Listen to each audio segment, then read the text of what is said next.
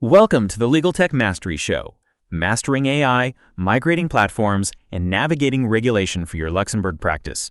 And here is the disclaimer. This podcast contains content generated or significantly edited using artificial intelligence tools.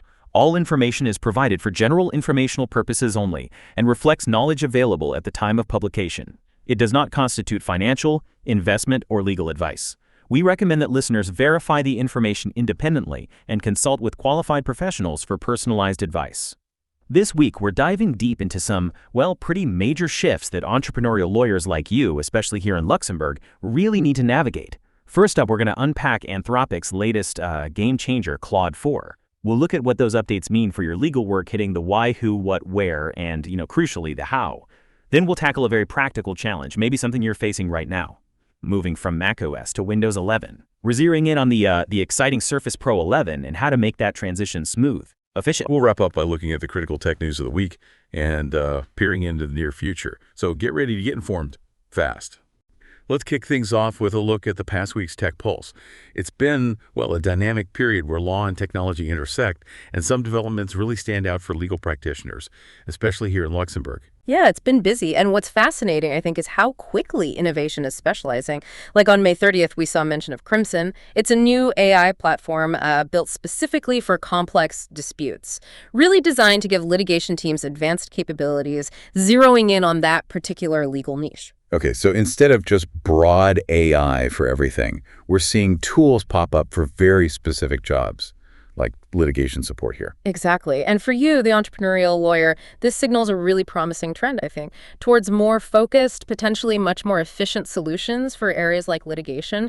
It suggests that even, solo practitioners or smaller firms could potentially access powerful tools that maybe were out of reach before, enabling them to handle more complex dispute aspects, perhaps, or collaborate better with specialists. It's about finding those precise tools for very defined, high-value needs. Okay. Now, switching gears a bit to market dynamics, there was some pretty big news on May 29th. Wolters Kluwer is said to acquire Brightflag for a substantial amount too, $425 million. Brightflag, they're known for e-billing and matter management, right? That's right. And if we connect this to the bigger picture, it points directly to consolidation, which is happening across the legal tech market, especially around practice management and enterprise legal management, or ELM solutions. For lawyers in Luxembourg, particularly if you work with corporate clients who might be using these larger ELM systems, this really underscores the strategic importance of choosing practice management solutions that aren't just functional today. They need to be scalable, future-proof, and capable of integrating within this broader, consolidating tech landscape. You really need to think about your core platform choice for the long haul. Right, longevity and integration. Okay, now on a more maybe sobering note, LexisNexis Risk Solutions reported a data breach on May 28th. It affected over 364,000 individuals. Personal information stolen. Yeah. That's a big one. And it raises a critical point about data security. Frankly, it's a stark reminder for absolutely everyone. For legal professionals here in Luxembourg operating under GDPR, this is, it's paramount, non-negotiable. A breach like this just highlights the persistent cybersecurity risks and the absolute need for vigilance when you select any tech vendor, any at all. You must ensure they have robust security measures in place, protecting your client's sensitive data. It's not just about avoiding fines, though that's important. It's fundamental to client trust, your reputation, your ethical obligations. Security isn't just a feature anymore. It's really the foundation. The foundation, yeah. And zooming out even further, the fundamental tech itself is still pushing forward. Like on May 27th, there was news of a breakthrough in subatomic ferroelectric memory. Sounds complex. And on May 23rd, Intel launched its new Granite Rapids Xeon 6P core processors.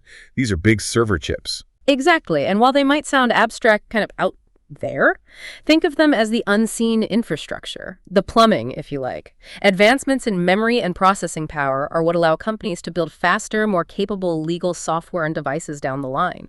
These developments, they pave the way for devices like the Surface Pro 11 we'll talk about, and they enable more sophisticated AI applications that can process larger data sets much faster. It's the engine under the hood, really, that makes the future of legal tech possible. Okay, so pulling those pieces together from the week's news. Yeah. What are the big takeaways for you, our entrepreneurial lawyer listener? Well, one key insight, I think, is this dynamic tension between hyper-specialization, like Crimson, and consolidation, like the Wolters Kluwer acquisition. You're seeing these niche, powerful AI tools emerge for specific tasks, and you're seeing the market for core platforms like practice management consolidating. So this means you need a clear strategy, right? How do you identify those best-of-breed niche tools that give you a competitive edge for specific workflows, while also ensuring your foundational platforms are robust, scalable, and can, connect everything together?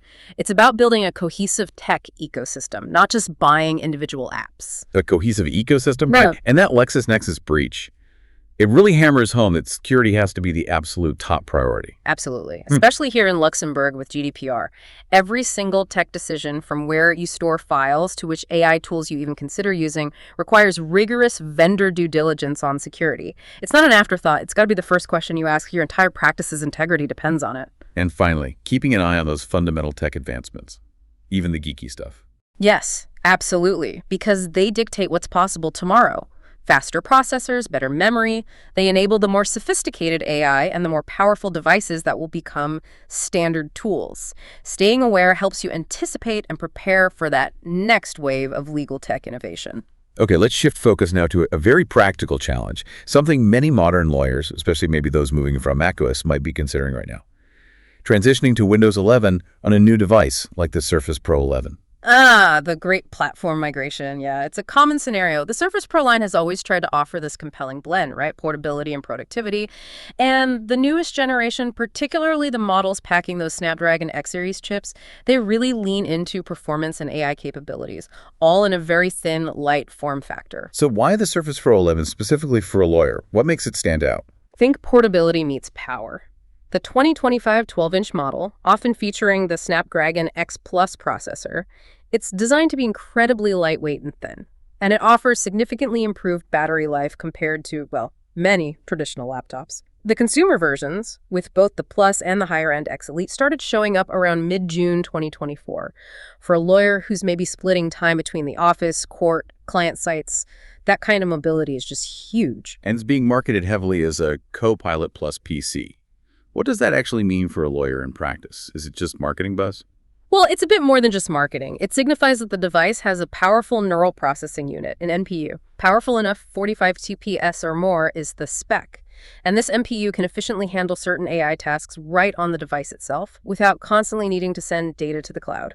So this promises a new layer of AI experiences directly within Windows, potentially leading to faster on-device document analysis, smarter AI assistance that feels more responsive, less reliance on internet connectivity for some AI functions. Okay, so on-device AI. Yeah. And comparing it to, say, the 13-inch 2024 model. The 2025 12-inch version is generally positioned as the more portable and potentially more affordable option of the two. More travel-friendly, perhaps. Now, a key difference with these new Surface Pro 11 models, they run Windows 11 on an ARM architecture.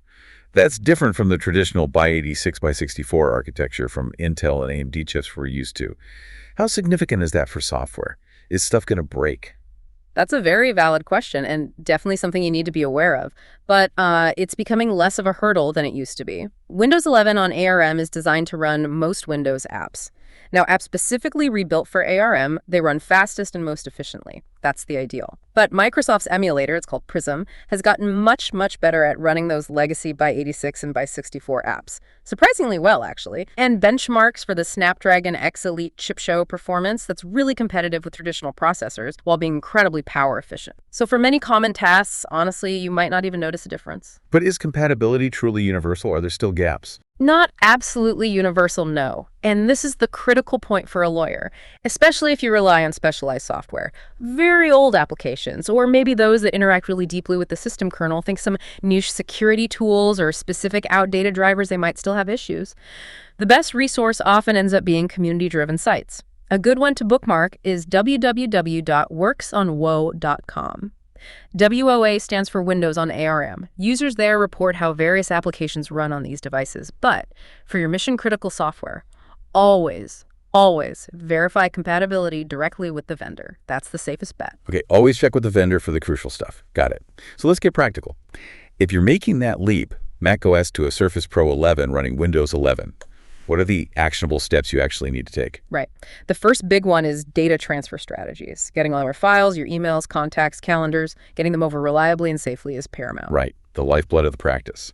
So how do we move everything safely? What are the options? For files, especially with the tight Windows integration, cloud storage like Microsoft OneDrive is fantastic. It just works really well. If you're coming from Apple's iCloud, you'll need a strategy. Maybe download everything and then upload it to OneDrive, or perhaps look into a third-party migration tool for emails, contacts, calendars. If you're already using a cloud service like Microsoft 365 or Google Workspace, it's usually pretty seamless. You just log in on the new device. If you have local email archives, though, like old PST files, maybe from Outlook for Mac, you'll need to specifically import those into Outlook for Windows. And the absolute top priority here, always, no matter the method. Client data sensitivity, Yeah. full stop. Use direct, encrypted transfer methods or secure, verified cloud transfers.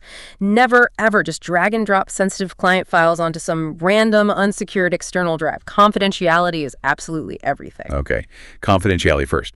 Next up, software compatibility and installation. This is where checking works on WOA and talking to vendors really comes into play, right? Exactly. This is potentially the biggest speed bump in the whole process. We've looked at the source material covering key legal and productivity apps.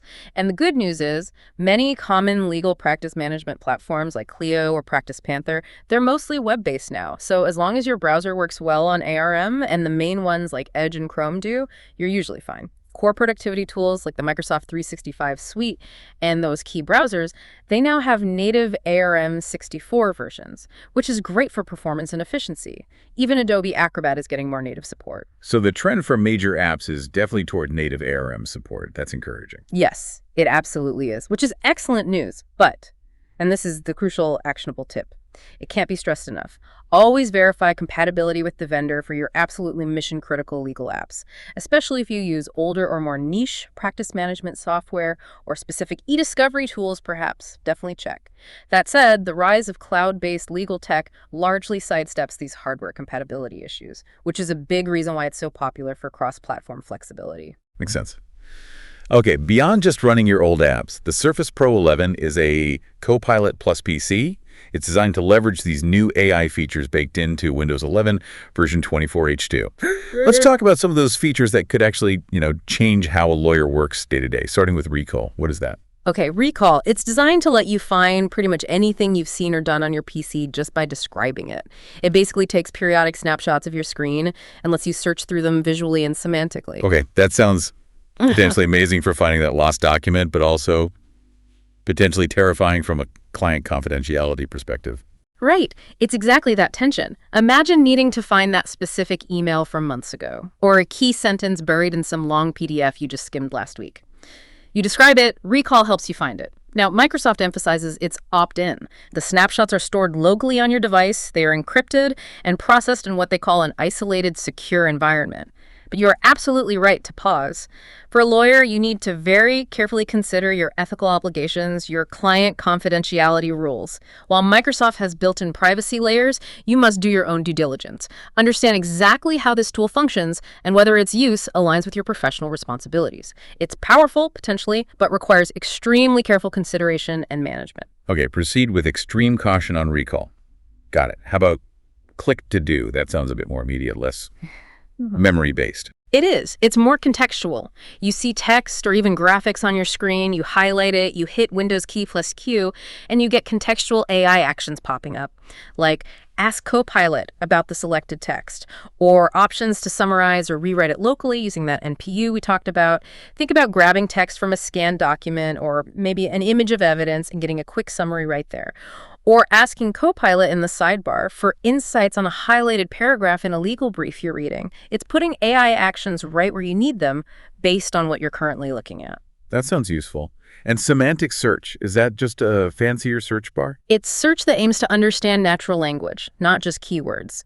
So instead of searching for, say, Smith contract April 2024, you could potentially search for something like that contract draft concerning the Luxembourg property transaction with Smith from around April.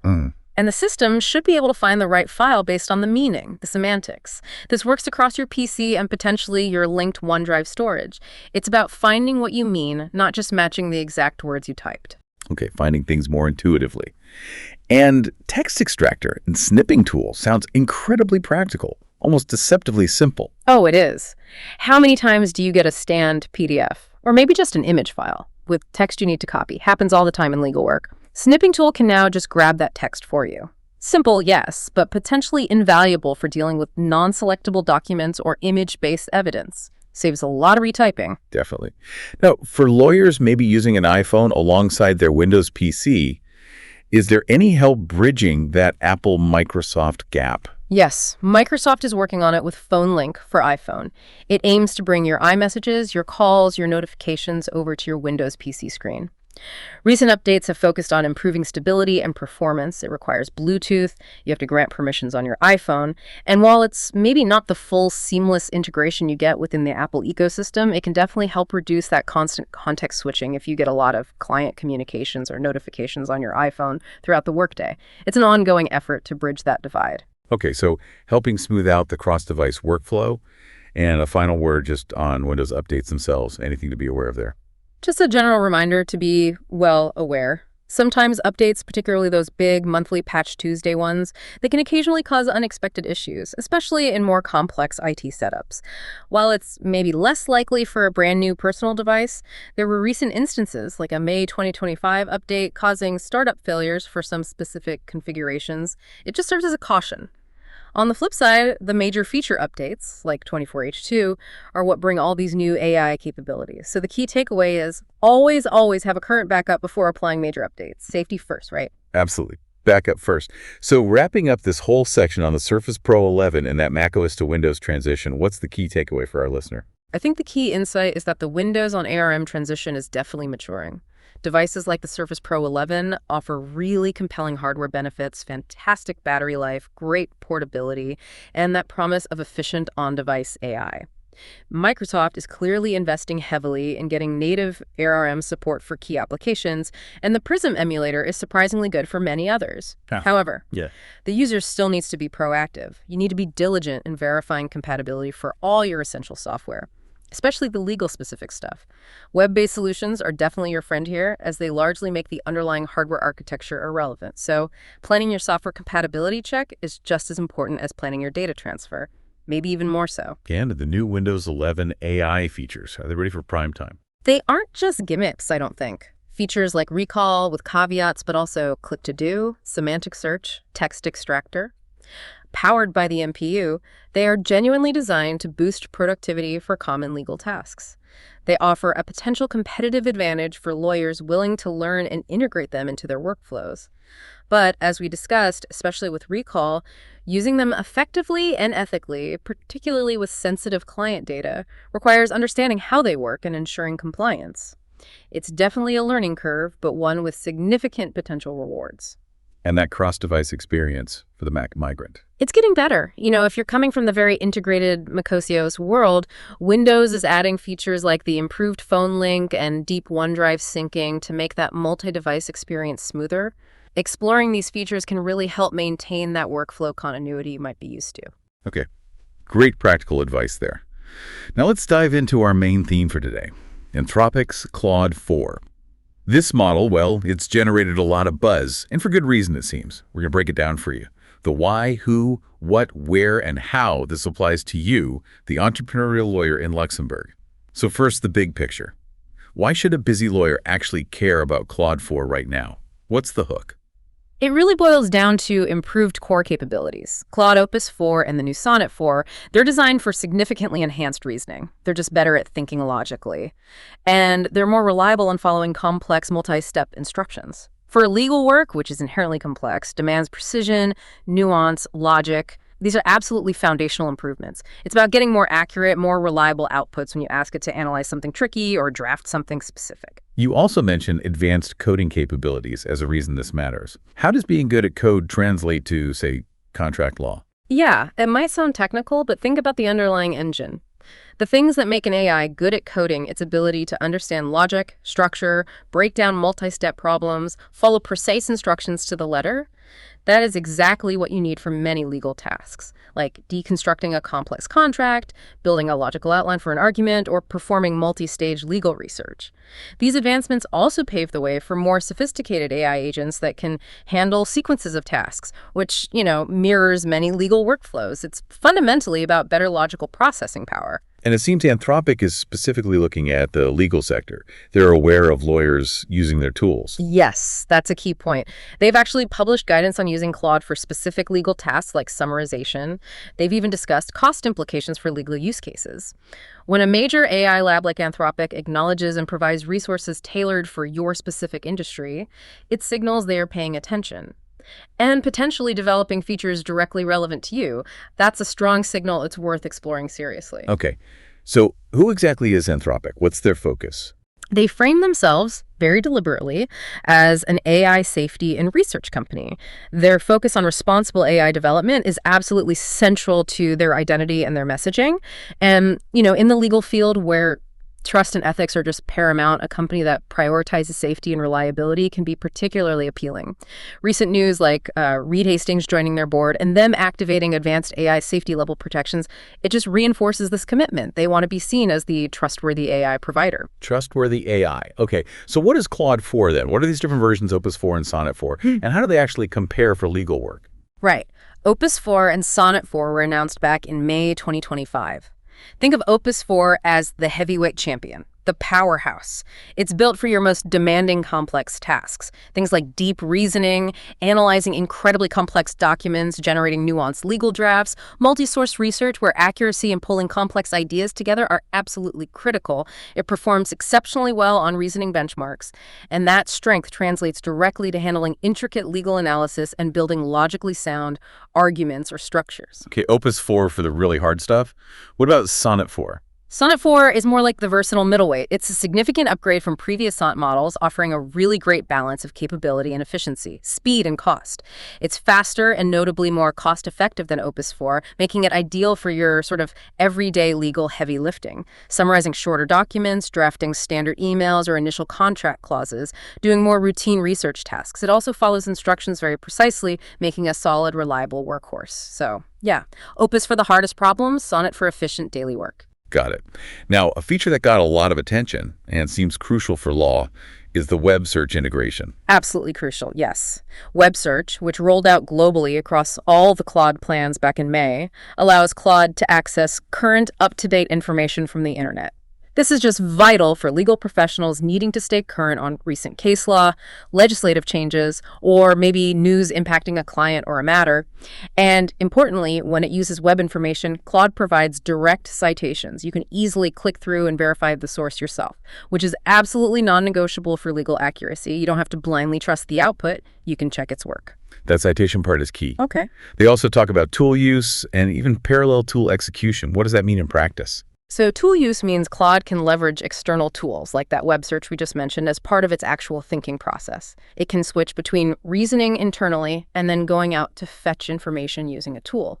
The parallel part suggests it might be able to use multiple tools or perform multiple steps somewhat simultaneously in the future, which could lead to faster, more sophisticated workflows.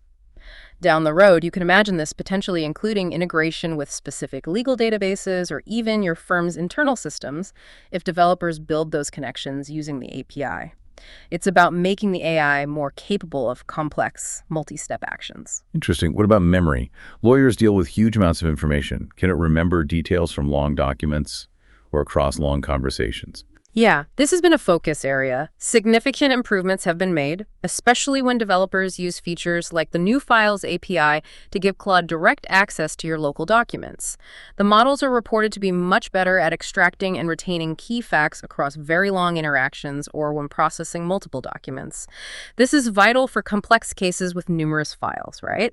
It helps Claude sort of remember the context as you work through a matter over time. That's a big deal for long cases. Yeah. Now, for the tech-savvy firms out there, or maybe legal tech developers listening, what's happening on the API front, the back-end stuff? Anthropic has released a batch of new API capabilities. This includes that Files API we mentioned for working directly with documents. There's prompt caching to help reduce costs on repeated queries, and other tools like a code execution tool, an MCP connector. What this means is that developers can embed Claude's power more deeply into other software applications or build entirely custom tools for law firms, so you're not just interacting with it through the chat interface on the website. It enables the development of truly Claude-powered legal solutions. Right, building it into workflows. Claude Code also went generally available, GA. Yes, that's primarily aimed at software developers, obviously. But again, like we discussed with coding skills, this highlights Claude's improved logical reasoning and its precision in understanding and generating complex structured outputs, which is a transferable skill beneficial for analytical legal tasks too. Makes sense. And briefly, voice mode on the mobile apps. Any legal angle there? It rolled out in beta in late May, initially in English with several voice options. For paid users, it can apparently integrate with Google Calendar and Gmail for certain tasks. For lawyers, well, this could be useful for hands-free note-taking, maybe when you're on the go, brainstorming ideas out loud, or just quickly asking questions without needing to type. Just, be mindful of privacy and confidentiality if you're using it in public spaces. Good point. So if you're listening and you're ready to try Claude 4, where do you actually access it? Okay, several ways. You can access it directly through the Claude.ai website and the mobile apps for iOS and Android. Sonnet 4 is generally available on the free tier, which is great for trying it out. Opus 4, the more powerful one, requires a paid plan that's Pro, Max, Team, or Enterprise. For developers wanting to build integrations, there's direct API access from Anthropic. Plus, and this is important for flexibility, Claude 4 models are now available on major cloud platforms like Amazon Bedrock and Google Cloud's Vertex AI. So that gives developers and businesses choices in how they access and deploy the models. Okay, multiple access points. Now, let's get to the real core. Yeah. The how. How does a lawyer in Luxembourg actually use Claude 4 effectively? It really comes down to practical applications and smart prompting, right? Exactly. It's all about how you interact with it. A prime use case is obviously legal document summarization and analysis. Anthropic themselves provide guidance on this, emphasizing the need for factual correctness, precision, conciseness. So how do you write a good prompt for that, not just summarize this? Right.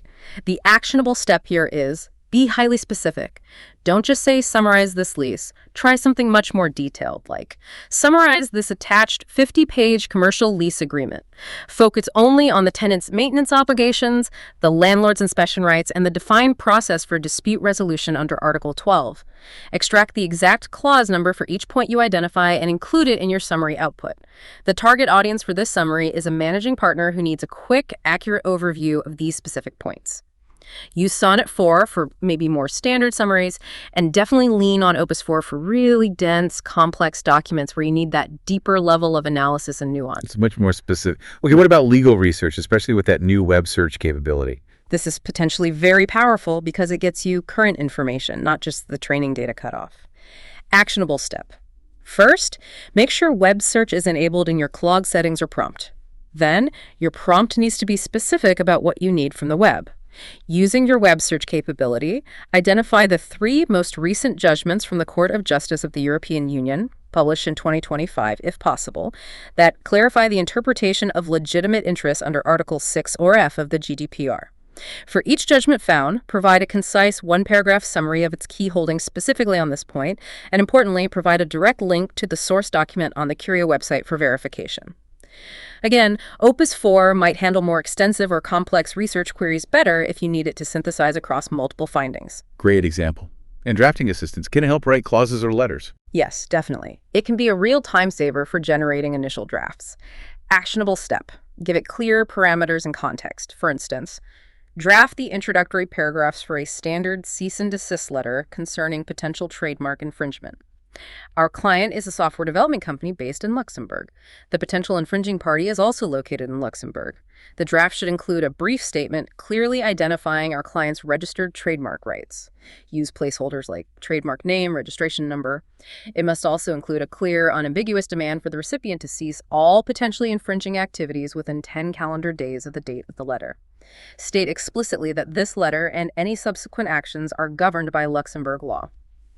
And again, maybe Opus 4 for drafting more complex agreements or structuring intricate arguments, while Sonnet handles more routine drafting well. Claude is generally noted as being quite strong in contract drafting tasks. Okay. You mentioned prompt engineering is key throughout this. What are some best practices specifically for legal work? How do you talk to Claude effectively? It's really about guiding the AI precisely. It's not magic, it needs direction. First, be explicit. Avoid vague requests. Instead of just analyze this contract, be much clearer. Analyze this attached draft service level agreement, SLA. Identify all clauses that could potentially limit our client's available remedies in the event of a service failure by the provider. Specifically, check for any clauses related to limitation of liability caps, exclusion of consequential damages, and any unusually short notice periods for claiming breach, considering standard practice under Luxembourg contract law principles. Specificity is key. Makes sense. What about providing context? Yes, definitely. Tell Claude why you need the information. It helps it tailor the response. For example, I need you to create a chronological summary of the key negotiation points documented in these email chains attached. The purpose of this summary is to prepare an internal memo assessing potential grounds for misrepresentation based on statements made during the pre-contractual negotiation phase. Knowing the objective helps Claude focus its analysis and output on what's relevant to you. Using XML tags to control the output format. That sounds a bit technical, but potentially useful for structuring information. It is, especially if you need structured data back. For example, imagine you feel it a deposition transcript. Review the attempted transcript of the witness deposition, document A. Extract every instance where the witness discusses their specific location or activities on the afternoon of May 10, 2025. Place these verbatim extracts within activity on May 10 XML tags. Also, identify and list all documents or exhibits explicitly referenced by either counsel during the deposition, placing each exhibit name or number within exhibits referenced XML tags. This makes the output really easy to scan or even potentially feed into another system for further analysis. That's clever. And leveraging Opus 4's thinking capabilities. How do you prompt for deeper analysis? For complex tasks, you can actually ask it to break down its own analysis process, guide its thinking, for example. Analyze these two competing expert witness reports attached as Report A and Report B concerning the valuation of a pre-revenue technology startup company based in Luxembourg. Please perform the following steps. First, compare and contrast the primary valuation methodologies employed by Expert A and Expert B. Second, identify and list the three most significant underlying assumptions made by each expert that could materially impact their final valuation figures. Third, based on your analysis of these assumptions and methodologies, outline the key points of weakness or potential challenge in Expert B's report that I should focus on during cross-examination preparation. Provide this analysis clearly, step by step. It helps you guide its reasoning process for deeper, more structured insights, rather than just a surface-level summary. Guiding the reasoning. Yeah. Okay, you also mentioned potentially integrating with other tools like maybe the Claude Note AI voice recorder. How might that work?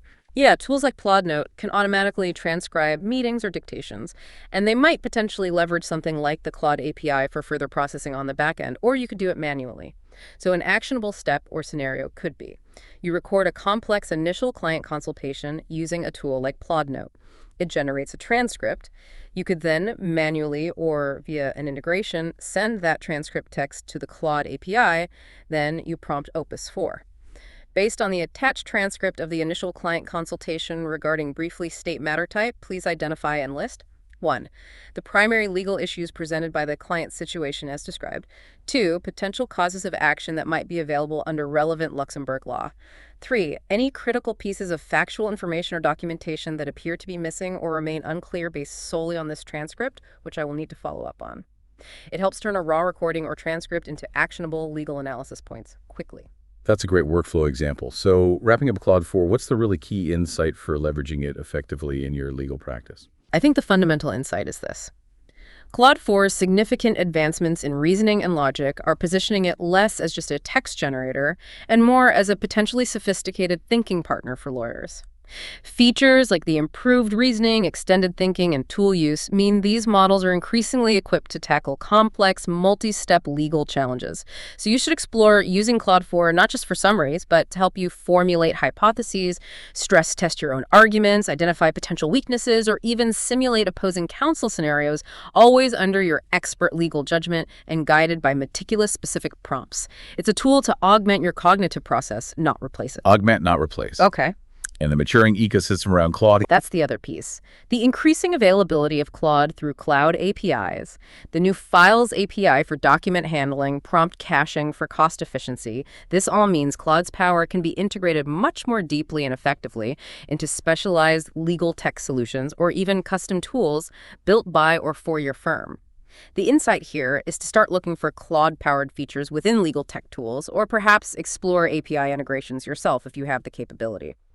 Especially leveraging that local file access for enhanced confidentiality rather than just seeing Claude as a standalone chatbot you visit occasionally. And prompt engineering. Yeah. It's really non-negotiable for getting value. Absolutely essential. It's becoming a core competency. Mastering how to talk to these advanced AI models, how to structure your requests, is becoming as important as knowing how to effectively use a traditional legal research database. Your ability to craft clear, specific, context-rich prompts is directly linked to the quality, relevance, and ultimate usefulness of the AI's output. It's a critical skill for gaining a competitive advantage with these tools. And finally, that cost-benefit analysis, especially Opus 4 versus Sonnet 4 for smaller firms. Yes, that's a very practical consideration, especially with API usage. The price difference is significant. The insight here is likely a tiered approach for most practices. Sonnet 4 is probably going to be your daily driver, your workhorse. For more routine tasks, summaries, standard drafting, initial research, it's fast and cost-effective. Opus 4 is your specialist tool. You reserve it for those really complex, high-stakes situations where you need the absolute deepest level of reasoning and analysis, and where the higher cost is clearly justified by the potential value of the insight or the complexity of the problem you're tackling.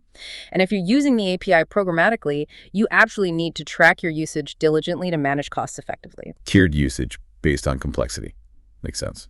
Okay, moving on from Claude specifically. Microsoft 365 Copilot is taking a different approach, embedding AI directly into the tools you likely use every single day. Word, Outlook, Teams is bringing AI right into your existing workflow.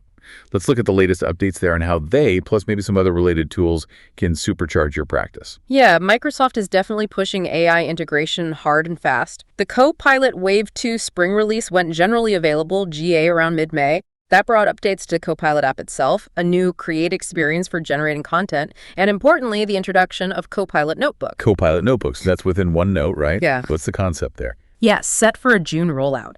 And this looks really promising for legal work, I think. The idea is you can gather all sorts of materials related to a specific case or client, your typed notes, relevant documents, web links, maybe even meeting recordings, all into a dedicated OneNote notebook. Then, Copilot can use that curated collection of information to give you contextual insights, answer questions based only on that material, or even generate a quick audio overview. Imagine having all your key case files and notes organized in one place, and Copilot helping you quickly refresh your memory on the specifics or pull out key facts without searching everywhere. Could be great for case organization and quick briefings. That does sound useful. And search summarization in the Edge browser. Also slated for June. If you're on a web page and you use CTRL+F to search for a specific term, Copilot will soon be able to provide an AI-generated summary of how and where that term is mentioned throughout the entire page. Think about navigating a really long legal judgment or a dense statute online. This could be super useful for quickly understanding the relevance and context of a key term across the whole document without endless scrolling. Definitely. Lots seems to be happening with Copilot, specifically in Word, too. Yes, some really significant updates rolling out. Automatic citations when Copilot helps you draft based on referenced sources are expected in June. That could be huge for legal drafting accuracy and efficiency. You can now apparently have real-time voice conversations with Copilot about the document you're working on, so you can ask questions hands-free while reviewing. And dynamic document summaries offering short, medium, or detailed versions rolled out in May, making it much faster to grasp the core content and structure of a long brief or contract draft. These are all features baked right into your primary writing tool. That's the key difference, isn't it? Exactly. Drafting, reviewing, analyzing the AI assistance is integrated directly into your main document software, rather than being a separate tool you have to switch to.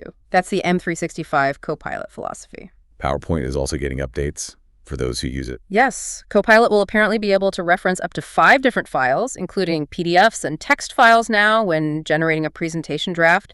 And some new slide control features for co-presenters are coming in June as well. And Copilot Chat, the sort of standalone chat interface, that's expanding too. Big time. You'll be able to automate frequent queries better.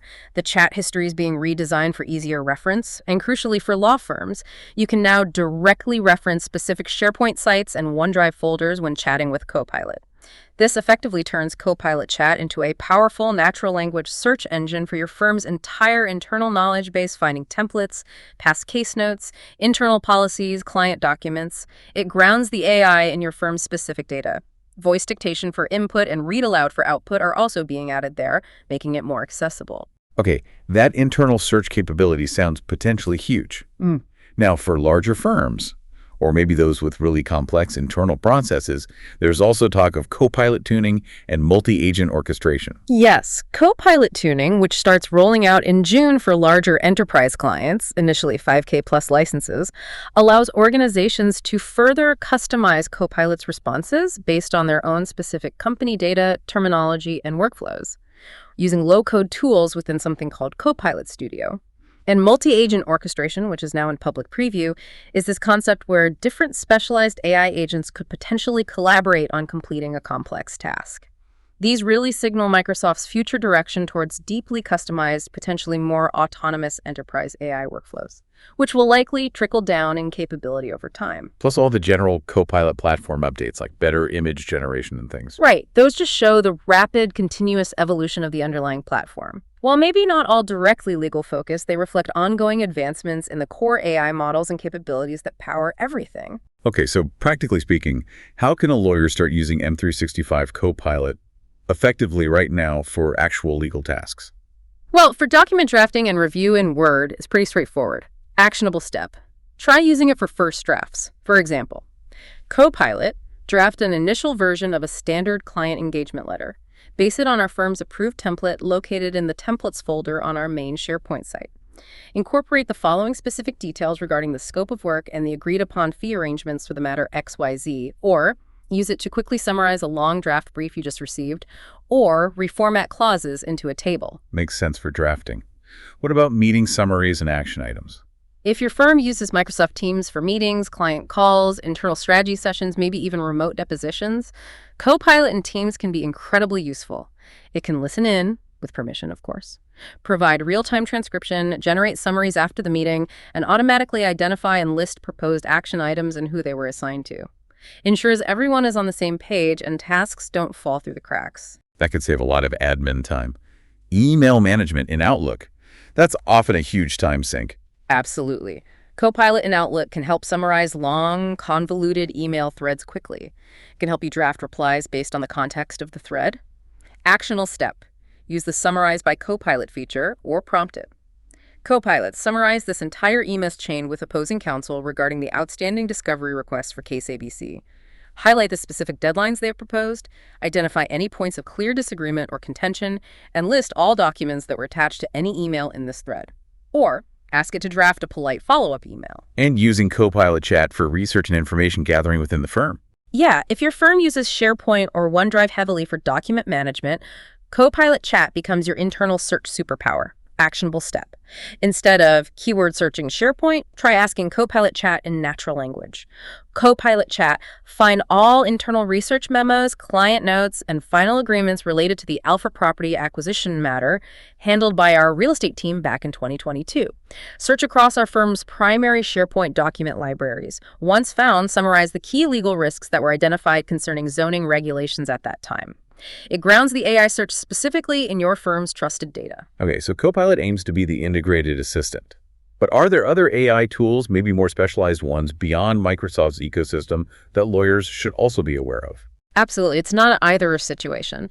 While M365 Copilot provides that broad productivity AI layer, specialized legal AI tools often offer deeper, domain-specific capabilities tailored for nuanced legal tasks. Think of tools like Spellbook, for example. It integrates directly into Microsoft Word, but focuses specifically on contract drafting and review. Leveraging legal-trained AI models, maybe GPT 4.5 or similar, it offers features like automated redlining suggestions based on your playbook, accessing clause libraries. It really shows how third parties are using powerful AI for very specific, high-value legal workflows. So more focused on a specific legal task like contracts. And what about Thomson Reuters CoCounsel? Right, CoCounsel is another example. It's purpose-built as an AI assistant specifically for legal professionals. It offers a suite of skills, advanced document review, searching across legal databases like Westlaw, sophisticated summarization capabilities, detailed document comparison. It also integrates with Microsoft 365. So the insight here is that you might use broad AI like M365 Copilot for your general administrative tasks, email management, initial meeting notes, but then you might turn to a specialized AI, like CoCounsel or Spellbook, for the really deep legal domain work, complex research analysis, intricate contract review against specific legal standards. They can complement each other quite effectively. Complementary tools. Okay, now for the more technically inclined lawyer listening, is there an opportunity, maybe even a slightly adventurous one, with automation using PowerShell? Potentially, yes. For those comfortable dipping a toe into scripting, PowerShell is Microsoft's command line shell and scripting language, primarily designed for automating tasks and configurations within Windows environments. Some potential use cases for a lawyer, even simple ones, could include things like automating the creation of standard folder structures for new client matters, or maybe scripting file organization tasks, like automatically moving certain document types into specific subfolders, bulk renaming scanned documents consistently, maybe even basic system checks or log monitoring, though that gets more advanced. Okay, automating repetitive IT tasks. And the exciting part here is that AI can actually help write these PowerShell scripts. That's where it gets really interesting and potentially democratizing. You can now use large language models, Claude 4, ChatGPT, even Copilot itself, to generate PowerShell scripts based on natural language descriptions of what you want to achieve. Actionable step. You could try prompting an AI. Write a PowerShell script for Windows 11. The script should first prompt the user to enter a new client's last name and a unique matter number. It should then create a new folder on my client files drive named exactly in the format last name matter number. Inside that newly created main folder, it should automatically create the following standard subfolders: 01 retainer and billing, 02 correspondence, 03 pleadings, 04 discovery incoming, 05 discovery outgoing, and 06 research memos. The AI can often give you a functional starting point script. That sounds amazing, but you have a pretty significant caution here, right? This isn't just plug and play. A critical caution, absolutely. This is not for the faint of heart, and it requires extreme vigilance. AI-generated scripts are, at best, starting points. You must carefully review, fully understand, and thoroughly test any script generated by AI in a safe, isolated, non-production environment before ever running it on your live system or, heaven forbid, with actual client data folders. AI can make mistakes. It can misunderstand your intent. It can hallucinate code that doesn't work, or in rare cases, even generate something potentially harmful if the prompt is misinterpreted or malicious. You really need at least a foundational understanding of what the PowerShell commands are actually doing to use this safely. It has the potential to democratize simple automation, yes, but the risks, if deployed blindly, are significant. Verify meticulously, then trust, but very cautiously. Verify, then trust cautiously. Good mantra for AI code. Yeah. So the big takeaway then from this whole segment on M365 Copilot and these other tools, I think the core insight is that AI is becoming deeply and rapidly embedded into mainstream software. The sheer speed and breadth of the M365 Copilot updates really demonstrate this. Ignoring these integrated AI features, pretending they don't exist or aren't relevant, means risking a significant competitive disadvantage in terms of efficiency fairly soon. Lawyers really need to proactively explore, understand, and start integrating this built-in AI to enhance their daily productivity. And the strategy regarding those specialized legal AI tools. It's increasingly looking like a both-hand approach makes the most sense. Use the broad integrated AI like M365 Copilot for boosting productivity across common tasks, emails, document summaries, meeting notes, internal search.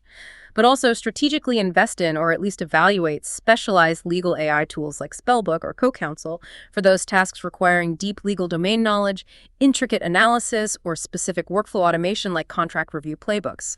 Interoperability between these systems will also become increasingly important. And that PowerShell idea for automation. It presents a genuine opportunity, I think, for tech-curious lawyers, even those with limited traditional coding experience, to automate some basic IT and file management tasks. It could potentially democratize simple operational efficiencies, especially in smaller firms. But, and it's a big but, it comes with those significant risks that demand understanding, careful review, rigorous testing, and taking responsibility for the code you run. It's a tool with potentially high reward for efficiency, but it requires equally high user responsibility and caution. High reward, high responsibility. Yeah, okay. Adopting all these powerful AI tools is exciting, definitely. But it's all happening within a rapidly evolving legal and regulatory landscape, particularly here in the EU and specifically in Luxembourg. Let's talk about navigating the EU AI Act and Luxembourg's own national strategy. Yes, navigating this regulatory piece is absolutely critical for responsible, compliant, and ultimately successful AI adoption. The EU AI Act, that's Regulation EU 2024-1689, is the landmark legislation setting the rules for AI across the bloc. It officially entered into force on August 1st, 2024, but crucially, the rules are phasing in over time. Some parts, like definitions and prohibited practices, started applying from February 2, 2025. Most requirements for high-risk systems will apply from August 2, 2026, but key provisions related to governance, penalties, and obligations for the providers of general-purpose AI, GPI, models. Think the companies behind Claude 4 or the models powering Copilot, those kick in relatively soon from August 2, 2025. So parts of it are becoming relevant quite quickly. Okay, phased implementation. What's the core principle of the Act? How does it approach regulating AI? It's fundamentally built on a risk-based approach. AI systems are classified based on the level of risk they pose: minimal, limited, high, or unacceptable, which are banned. This risk classification is crucial for lawyers because many potential AI tools used in the legal field could fall into the high-risk AI systems category. Think about systems used for recruitment within a firm, certain in-discovery tools, AI used for substantive legal analysis that could impact rights, or systems used in the administration of justice. And if a system is classified as high risk, it faces very stringent requirements under the Act. Mandatory risk management systems, data governance protocols, high levels of transparency, ensuring human oversight capability, technical robustness, conformity assessments before deployment, and registration in an EU-wide database. It's a significant compliance burden. High risk means high compliance needs. Are there specific transparency rules that might affect lawyers directly? Yes, definitely. There are clear transparency obligations. For example, if you deploy an AI system intended to interact directly with people, like a client-facing chatbot, you must disclose that they are interacting with an AI. Also, certain AI-generated content, like deepfakes or even text generated by AI on matters of public interest that is published, generally needs to be marked as artificially generated or manipulated. This has direct implications if you're using AI to help generate client communications, marketing materials, or public legal analysis. Okay, disclosure is key. And what about rules for the big GPAI models themselves, the ones like Claude 4 that power many applications? Providers of these foundational models, like Anthropic or OpenAI or Google, they have specific obligations too. They need to provide detailed technical documentation, share certain information with downstream developers who build applications on top of their models, and maintain policies regarding copyright law, including disclosing summaries of the data used for training. And the most powerful models, those deemed to pose potential systemic risks, face even stricter obligations, including model evaluations, risk assessments, and cybersecurity measures. So pulling that together, for a lawyer in Luxembourg, what are the practical implications of the EU AI Act that they need to think about right now, even with the phased rollout? Proactive compliance planning is non-negotiable. You really need to start thinking about this today, not wait until the 2026 deadline for high-risk systems hits. This means starting to perform due diligence on your AI vendors, asking them how they are preparing for AI Act compliance, understanding how they classify the risk level of their tools under the Act's criteria. You need to start understanding the potential risk profile of the AI systems you are using or considering using in your practice. You may need to update client agreements or internal policies regarding transparency about AI use. And, critically, your firm's overall data governance practices need to be robust and aligned not just with GDPR, but also with the principles and requirements coming from the AI Act. There's also already an implementing regulation setting up a scientific panel of independent experts to advise on the Act, showing this framework is actively being built out and refined as we speak. Okay, start planning now. Now, complementing the EU-wide Act, Luxembourg has its own national AI strategy, which was launched on May 19, 2025, as part of the broader Accelerating Digital Sovereignty 2030 plan. What's the focus there? Yes, Luxembourg has a clear vision. It wants to position itself as a leading European hub for human-centered, trustworthy AI. The national strategy prioritizes boosting AI adoption across the economy, leveraging the country's strong digital infrastructure, including the Maluxina supercomputer, which now has an AI-focused component. And importantly, it focuses on promoting high-value-added AI applications, particularly in regulated sectors like finance, and potentially extending that focus to the legal sector as well. But crucially, the strategy isn't just vision. It includes concurrent support programs specifically designed to help SMEs, and that explicitly includes smaller law firms adopt AI. Okay, concrete support, like the SME Packages AI program. How does that work? This program is designed to provide direct financial assistance for the practical implementation of AI tools within SMEs. If you have a specific AI project with an estimated value between 3,000 and 25,000 euro, excluding VAT, you might be eligible for financial aid covering up to 70% of the eligible costs. That's quite significant. There's a requirement to undergo a pre-analysis, usually with the House of Entrepreneurship or the Chamber of Skilled Trades and Crafts, to assess the project first. So the actionable step here is, if you're seriously looking at investing in a specific AI tool for a defined task, maybe document automation software, an AI-powered client intake system, a specialized research tool, and it falls within that cost range, you should absolutely explore this package. That 70% co-funding could be a major incentive to move forward. 70% co-funding. Wow. And there's also the Fit4AI program. How is that different? Fit4AI, which is managed by Lux Innovation, is geared more towards the earlier stages of AI adoption, helping businesses explore potential AI opportunities, assess their internal capacity and readiness for AI. And crucially, a key component of the Fit4AI program is specifically helping companies ensure regulatory compliance, explicitly mentioning GDPR and the upcoming EU AI Act. This program offers co-funding of up to 50% of the eligible costs for these assessment and planning projects, with typical project cost ranges being around 10K, 50K for small businesses and 10K, 100K for medium-sized ones.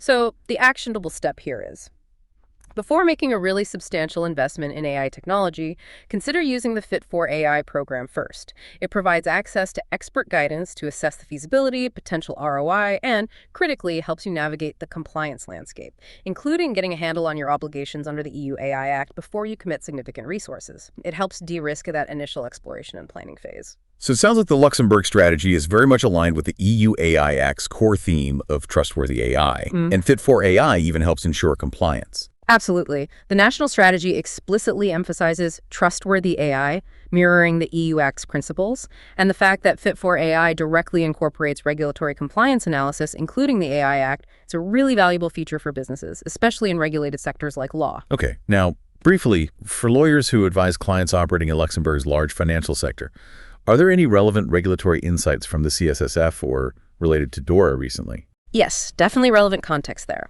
On May 16th, the CSSF, Luxembourg's financial regulator, along with the Banque Centrale de Luxembourg, published findings from their second thematic review looking specifically at AI use within the financial sector.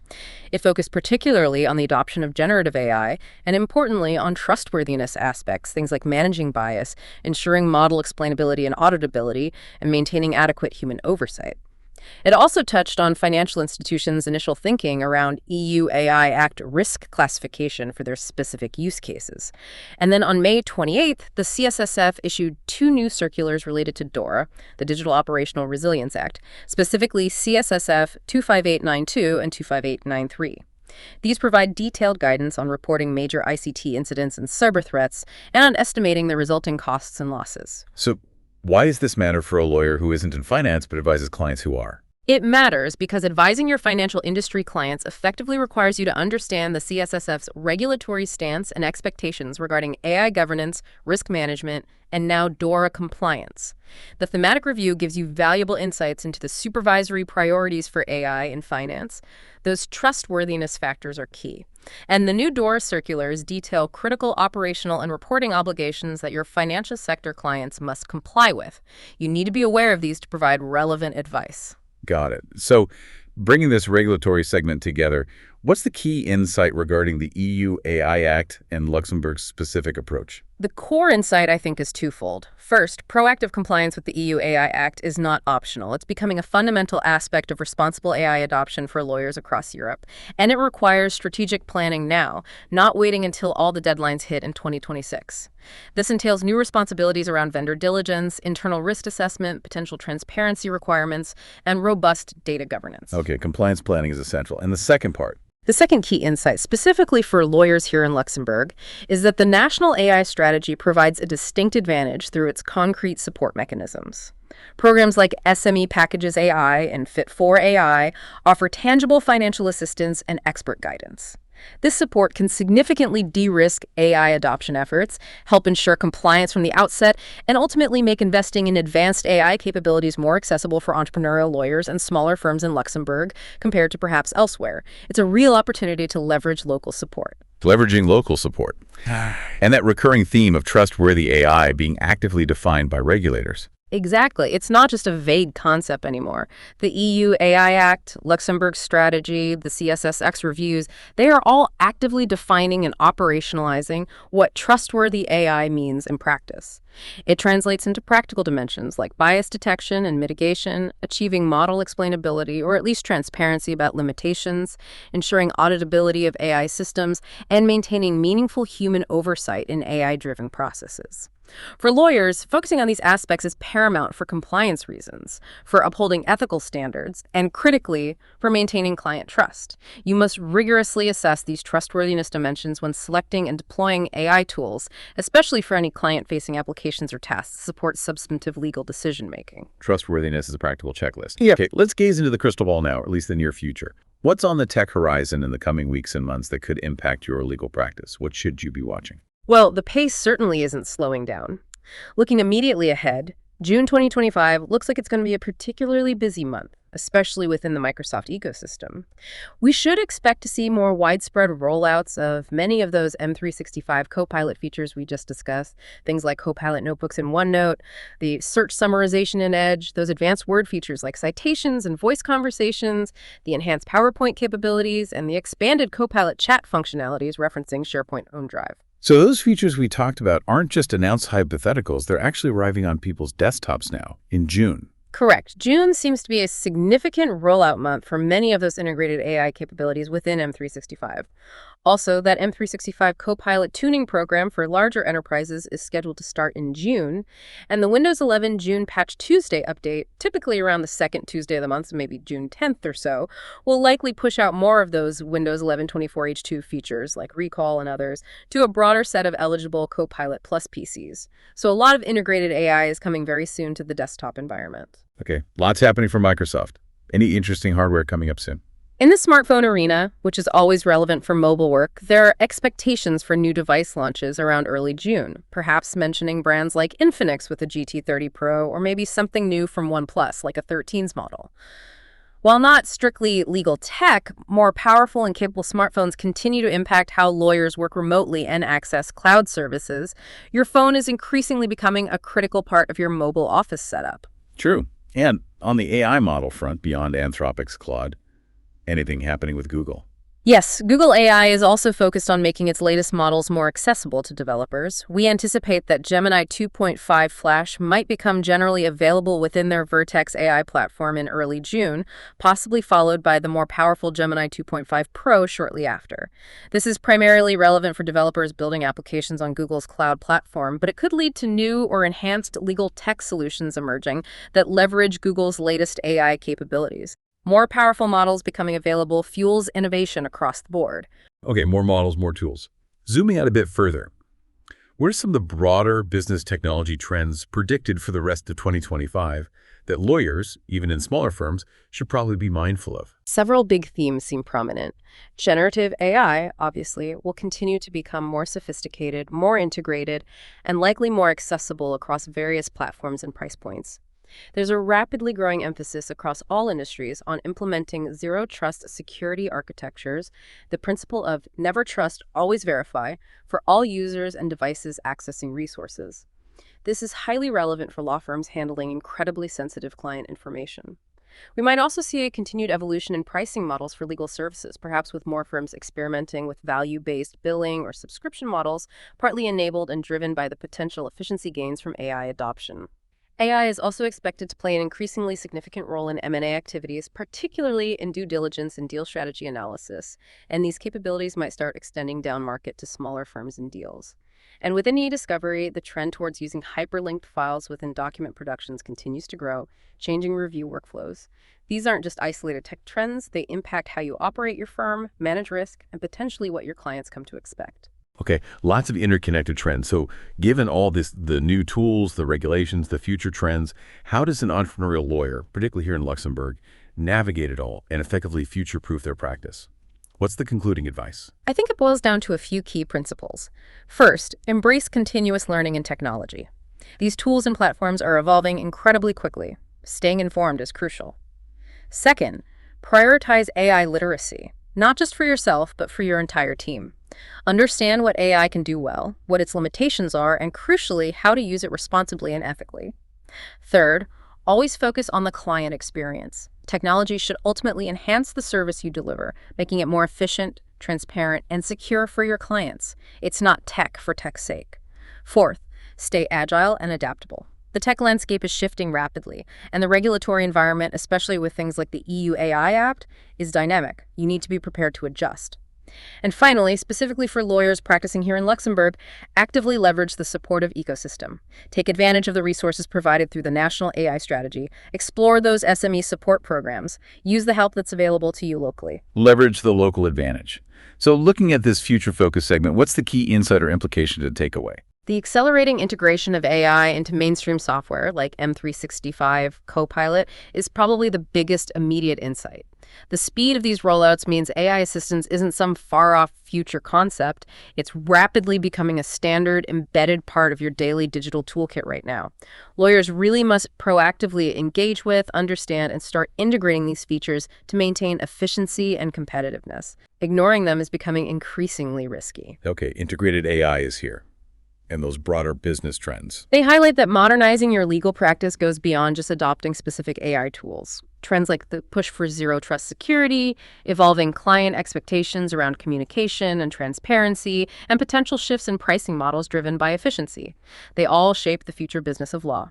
Adopting robust cybersecurity practices like zero-trust principles, leveraging technology effectively for client communication and collaboration, and being open to exploring more flexible or value-aligned fee structures are all crucial for future success and aligning your practice with broader business modernization. And finally, that emerging paradigm, you touched on the idea of the legal AI agent. Yes, it's worth keeping an eye on. Companies like Anthropic with their focus on tool use and agency, Microsoft talking about multi-agent orchestration, academic predictions about AI handling negotiation tasks. It all points towards AI systems capable of handling more autonomous multi-step tasks in the future. Now, full autonomy in complex, nuanced legal work is likely still distant and fraught with ethical challenges. But the concept of AI agents potentially handling more discrete parts of a workflow, like conducting an initial document review against a checklist, generating compliance reports based on structured data, performing preliminary legal research under tight supervision that seems increasingly plausible. The insight here is that this could significantly shift how legal tasks are delegated and managed within a firm. It might require lawyers to evolve into roles focused more on strategy, prompt engineering, supervising AI outputs, and exercising final judgment, rather than manually performing every single step. It challenges the traditional partner-associate paralegal workflow model, potentially. A potential shift in roles. Fascinating. Okay, so to quickly recap this entire deep dive then.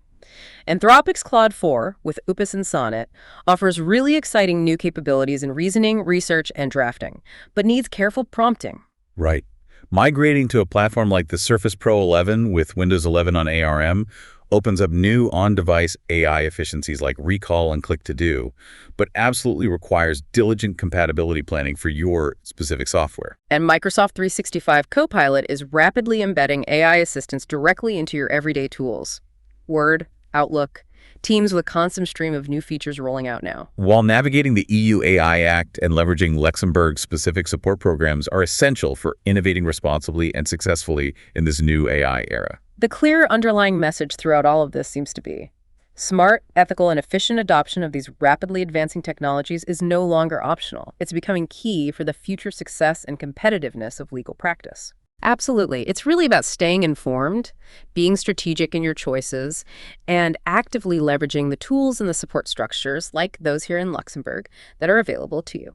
As always, you can find links to pretty much everything we discussed today.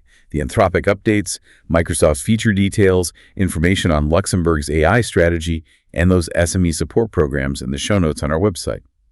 We'll be back next week diving into another crucial topic aimed at empowering your practice with technology.